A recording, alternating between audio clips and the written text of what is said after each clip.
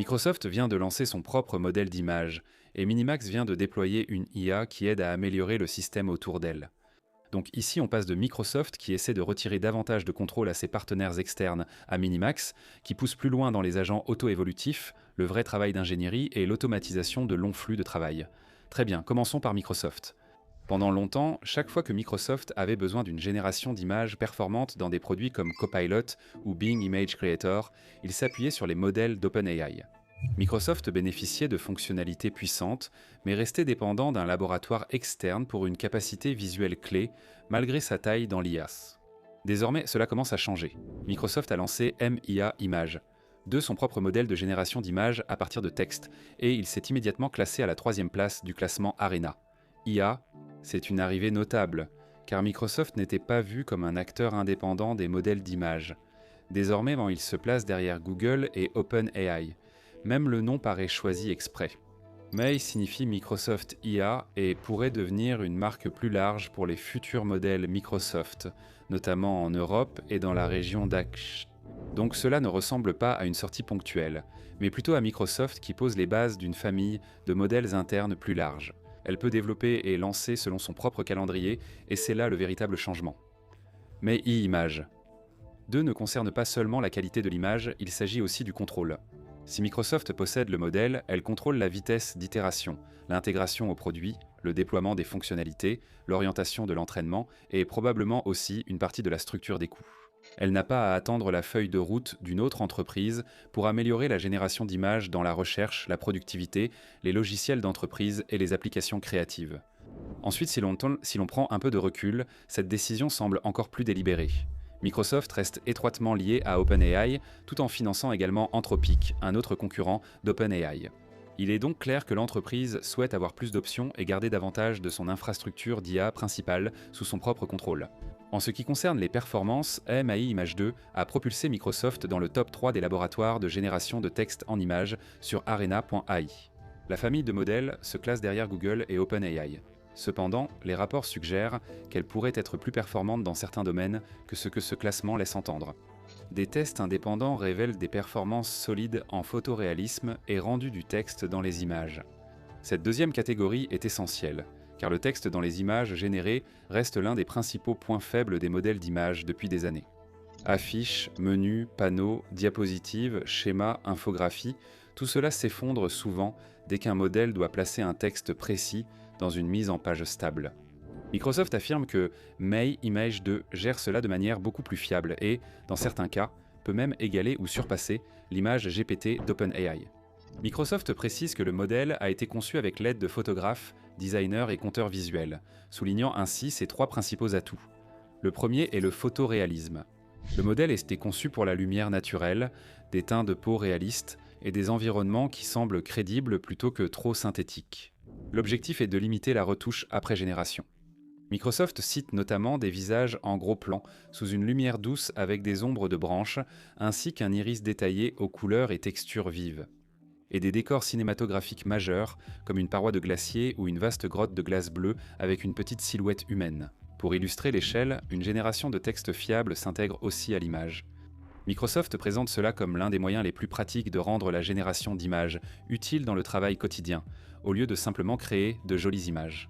Mais Image 2 est censé générer des affiches, des panneaux, des menus, des diapositives, des schémas et des mises en page riches en informations où le texte reste cohérent avec l'invite.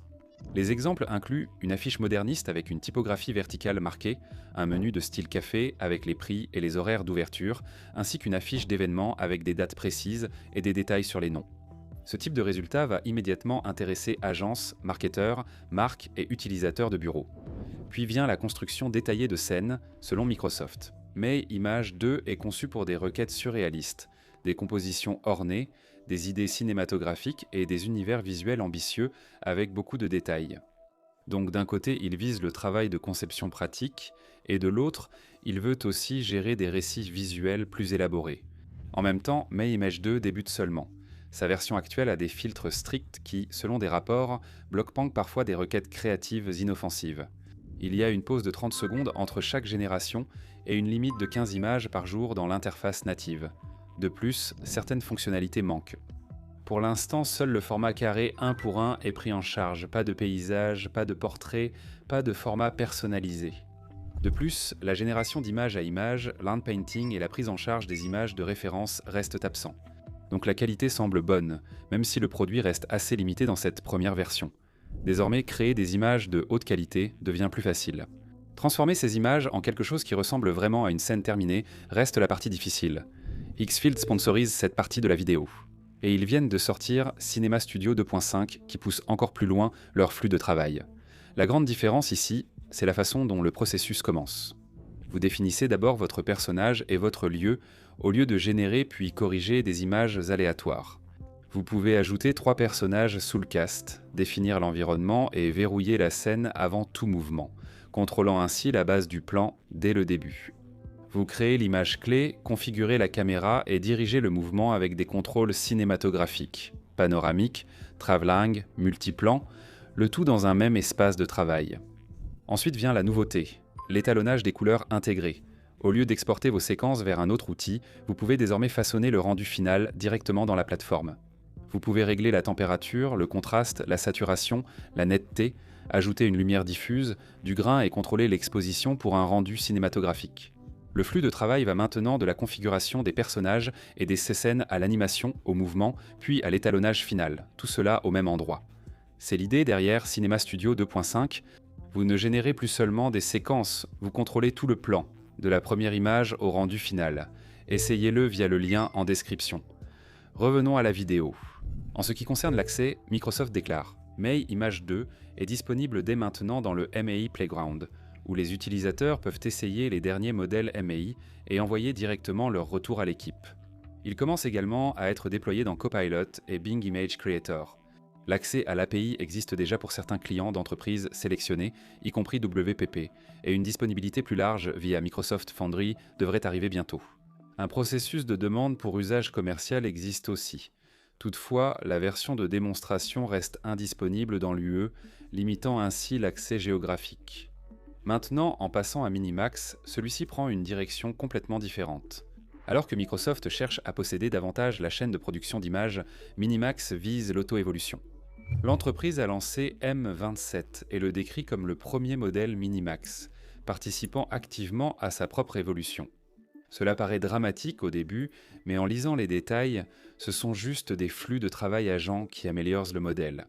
Minimax précise qu'après le lancement des premiers modèles M, de nombreux retours d'utilisateurs et développeurs l'ont incité à accélérer l'itération. À partir de là, l'entreprise est passée de la simple amélioration de la productivité à ce qu'elle appelle l'auto-évolution à la fois du modèle et de l'organisation. M27 est sa première tentative majeure dans ce domaine. Le modèle gère des architectures et équipes d'agents complexes, la recherche d'outils, des compétences avancées et de longs flux de travail. Pendant le développement, Minimax indique avoir permis à M27 de mettre à jour sa propre mémoire, d'intégrer des dizaines de compétences complexes dans son architecture et d'aider au renforcement. Expérience d'apprentissage. Le modèle a ensuite optimisé son apprentissage et son architecture selon les résultats, formant la boucle principale décrite par Minimax. L'idée, selon Minimax, est que le modèle participe activement à la construction, au test, à la modification et à l'optimisation de la structure qui entoure son fonctionnement. Cela se manifeste particulièrement fortement dans l'ingénierie logicielle. Sur SWE Pro, M27 a obtenu un score de 56,22%, ce que la société affirme être presque au niveau du meilleur score d'Opus et correspond également au codec GPT 5,3. Sur Vape Pro, qui se concentre sur la livraison de projets de bout en bout au niveau du dépôt, il a obtenu un score de 55,6%, presque à égalité avec Opus 4,6. Sur Terminal Bench 2, qui teste la compréhension approfondie au niveau du système, il a obtenu un score de 57,0%. Sur SWE Multilingual, il a atteint 76,5%, sur Multisuibanche 52,7% et sur NL 39,8 Repo 39,8%. Minimax ne le présente donc pas comme un simple générateur de code. Il veut que M27 soit perçu comme un modèle d'ingénierie au niveau système, capable de comprendre les journaux, l'infrastructure, le débogage, la sécurité du code, les workflows de machine learning, le développement Android et les environnements de production. L'exemple de débogage en direct est sans doute l'aspect le plus convaincant de cette présentation. Minimax affirme qu'en cas d'alerte de production, M27 corrèle les métriques de surveillance avec le calendrier de déploiement. Analyser statistiquement les traces, raisonner sur les causes probables et vérifier les causes profondes via les bases de données. Identifier quelque chose comme un fichier de migration d'index manquant dans le dépôt et même choisir la création d'index non bloquantes. D'abord, stabiliser la situation avant d'envoyer une demande de fusion. Si cela tient en pratique, le modèle agit beaucoup plus comme un ingénieur de production que comme un assistant de codage. Minimax affirme même avoir réduit le temps de récupération lors d'incidents en production à moins de 3 minutes à plusieurs reprises. Ensuite, il y a l'outil de recherche interne. Minimax décrit un agent de recherche interne basé sur M27, qui collabore avec plusieurs groupes de projets, prend en charge les environnements d'entraînement et les pipelines de données, gère l'infrastructure, maintient une mémoire persistante et aide à la coordination entre les équipes. Dans le flux de travail de l'apprentissage par renforcement, explique l'entreprise, un chercheur humain commence avec une idée expérimentale, et l'agent aide à la revue de la littérature, suit la spécification de l'expérience, prépare les données et les artefacts, lance les expériences, surveille la progression, profile les résultats, déclenche la lecture des journaux, le débogage, l'analyse des métriques, les corrections de code, les demandes de fusion et les tests de fumée, et identifie des améliorations subtiles à travers toute la pile. Minimax affirme que M27 peut déjà gérer 30 à 50% de ce flux de travail. Puis vient la couche récursive, explique Minimax. Le système collecte automatiquement des retours, crée des ensembles d'évaluation pour les tâches internes et adapte son architecture, sa mémoire et ses compétences pour améliorer ses performances au fil du temps. Il décrit même un cas où M27 a optimisé les performances de programmation sur une structure interne à travers plus de 100 cycles autonomes d'analyse des trajectoires d'échecs, de planification de modifications, d'édition du code de la structure, d'exécution d'évaluation, de comparaison des résultats et de décision de conserver ou d'annuler les changements. Au cours de cette boucle, Minimax indique que M27 a trouvé des optimisations utiles, notamment de meilleures combinaisons de température, de pénalités de fréquence et de pénalités de présence. Des règles de flux de travail plus précises, comme vérifier d'autres fichiers pour le même bug après correction, et une meilleure détection des boucles dans le système d'agents. Selon l'entreprise, cela a permis d'améliorer les performances de 30% sur les ensembles d'évaluation interne. Minimax a également testé cette idée dans des contextes d'apprentissage automatique à faibles ressources en utilisant 22 compétitions MLE Benchlight, un benchmark d'OpenAI. Fonctionne sur un GPU A30 et couvre la majorité des étapes d'un flux de travail en apprentissage automatique. Pour cette configuration, l'entreprise a conçu un harnais plus simple reposant sur la mémoire à court terme, l'auto-évaluation et l'auto-optimisation. Après chaque tour, l'agent rédigeait un fichier mémoire en Markdown, critiquait sa performance puis utilisait ses mémoires et l'auto-évaluation pour améliorer le tour suivant. Au cours de 3 sessions de 24 heures, le meilleur essai a obtenu 9 médailles d'or, 5 médailles d'argent et une médaille de bronze. Le taux moyen de médailles sur les 3 sessions était de 66,6%, ce que Minimax affirme être à égalité avec Gemini, 3,1 tandis que GPT, 5,4 a atteint 71,2% et Opus, 4,6 a atteint 75,7%. En dehors de l'ingénierie logicielle, Minimax promeut également M27 comme un modèle professionnel de bureau et de travail de la connaissance sur PIB Val AA qui mesure l'expertise dans le domaine professionnel et la réalisation des tâches. Il a atteint un Elo de 1495, le plus élevé parmi les modèles open source, selon la comparaison plus large de Minimax, derrière seulement Opus 4, Sysonnet 4,6 et GPT 5,4, tout en dépassant GPT 5,3. L'entreprise affirme avoir réalisé des progrès majeurs dans les flux de travail, Word, Excel et PowerPoint, notamment dans l'édition complexe, les révisions en plusieurs étapes et la production de livrables modifiables plutôt que de simples résultats statiques. Minimax affirme également que M27 fonctionne sur plus de 40 compétences complexes, chacune dépassant 2000 jetons tout en maintenant un taux d'adhérence aux compétences de 97%.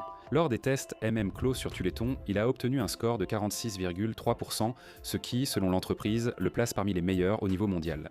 Il y a aussi un exemple dans la finance, où M27 lit des rapports annuels, des résultats financiers, des transcriptions d'appels et des recherches externes, crée ses propres hypothèses et construit un modèle de prévision des revenus. Et ensuite il produit à la fois une présentation PowerPoint et un rapport de recherche à partir de modèles, le TSM-SEQ, ainsi qu'un rapport de recherche à partir de modèles. Le cas TSMC est présenté comme un travail d'analyste junior, le modèle assurant compréhension, jugement, rédaction et autocorrection en étapes.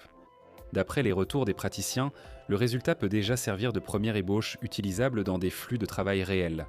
Ensuite, il y a une couche supplémentaire, le caractère, la cohérence et l'intelligence émotionnelle. Minimax soutient que le travail multi-agent ne se limite pas à la création d'invites. Le modèle a besoin de capacités internalisées, plus solides concernant les limites de rôle, le raisonnement contradictoire, le respect des protocoles et la différenciation des comportements. Dans cette configuration, M27 doit garder son rôle, questionner ses coéquipiers si besoin, repérer les angles morts logiques ou éthiques et décider dans des machines à état du complexe. C'est tout. Partagez vos avis ci-dessous. Merci d'avoir regardé, à la prochaine.